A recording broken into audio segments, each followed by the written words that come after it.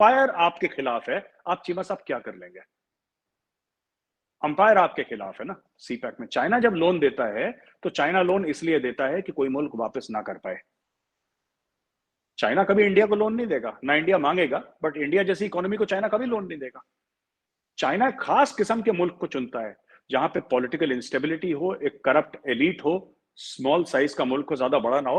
आप कहीं पे लाओस में देखिए, पाकिस्तान में देखिए, नेपाल में देखिए, अफ्रीकन रिपब्लिक्स में देखिए, श्रीलंका में देखिए, ग्लोबली आप इन्वेस्टमेंट्स देखिए जो इस टाइप की इन्वेस्टमेंट करी है इन्होंने, इस टाइप की मास इंफ्रास्ट्रक्चर प्रोजेक्ट्स की। वो हर समय एक ऐसे मुल्क को चुनता है जो मैनेजेबल हो चाइना के लिए। एंड ये सिर्फ चाइना और सिर्फ पाकिस्तान और श्रीलंका की बात नहीं है चीमा साहब, across the world this is collapsing.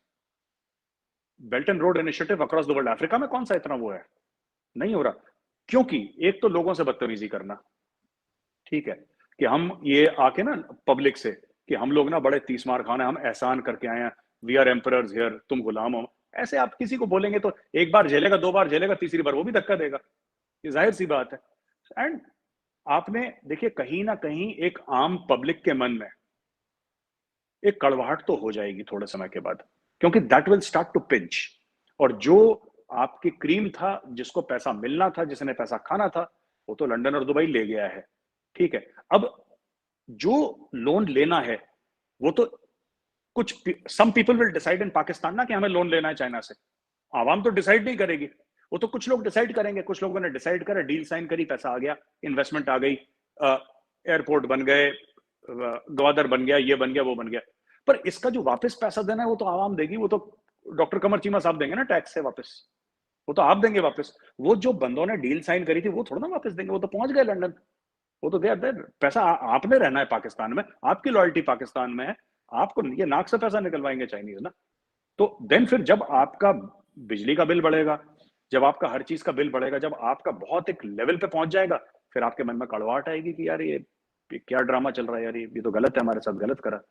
और उसमें कि you have to blame both China and the leaders. इसमें एक तो बंदा, you cannot only blame Pakistan. में ये मानने को तैयार नहीं कि आप सिर्फ पाकिस्तान को कोई ये बोले कि नहीं पाकिस्तान की ही गलती है, इसमें चाइना ने भी पूरा साथ दिया ना हर जगह, सिर्फ इधर नहीं। मैं एक आखिरी एक छोटा सवाल करना चाहता हूँ। आपने ये जी कहा कि चाइना उसी मुल्क को लोन देता है जो छोटा होता है, स्मॉल पावर है, एलीट करप्ट है, वो खास किस्म की कैरेक्टरिस्टिक्स चुनते हैं, बिल्कुल सही इसमें है।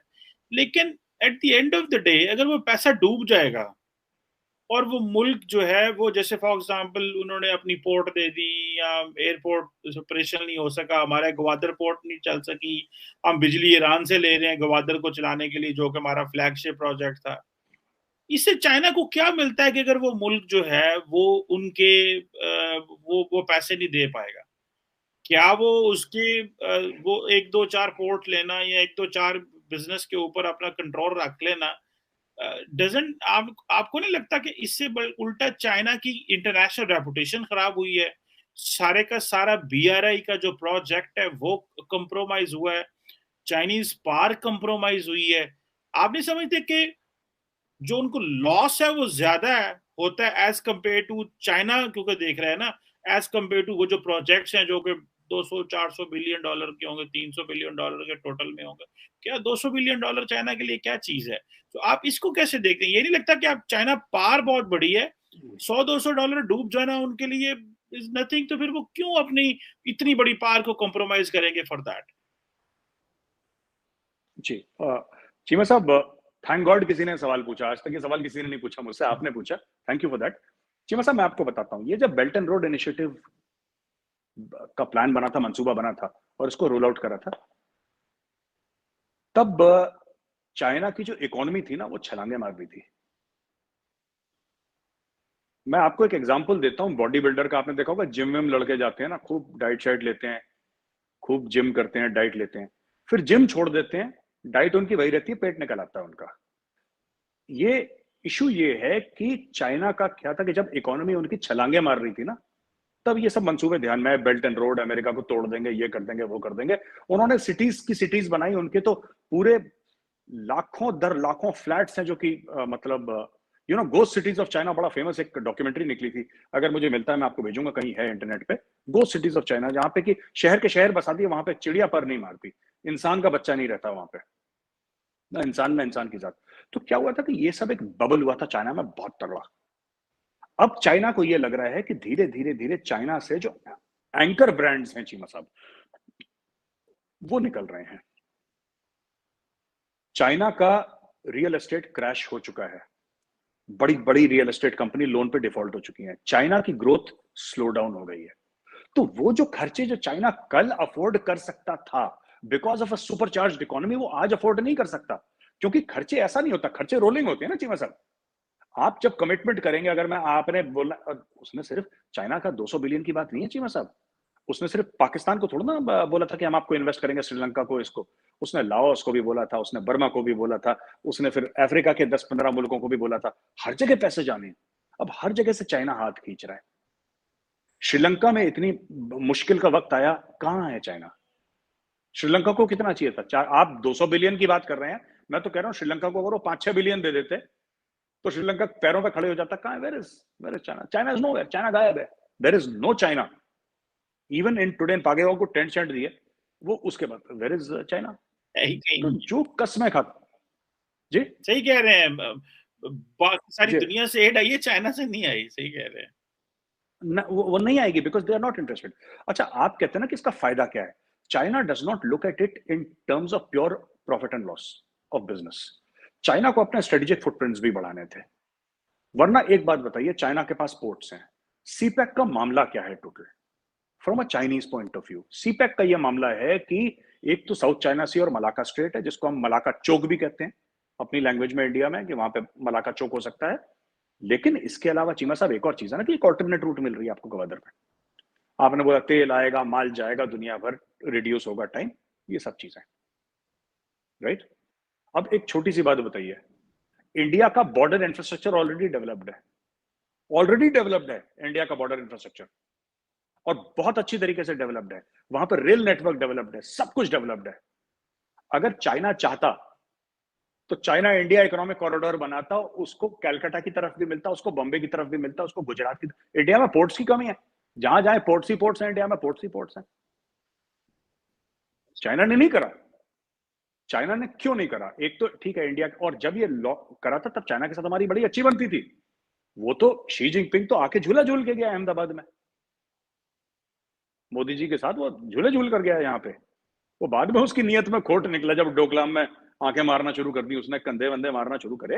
But fact of the matter is Cheema sahab की, देखिए ना, whenever we say that, मुझे ऐसा लगता है कि जो पाकिस्तानी इंटेलेक्चुअल्स थे उनको पता था, पर उन्होंने ये डिस्कोर्स कभी पब्लिक में नहीं लाए वो लोग।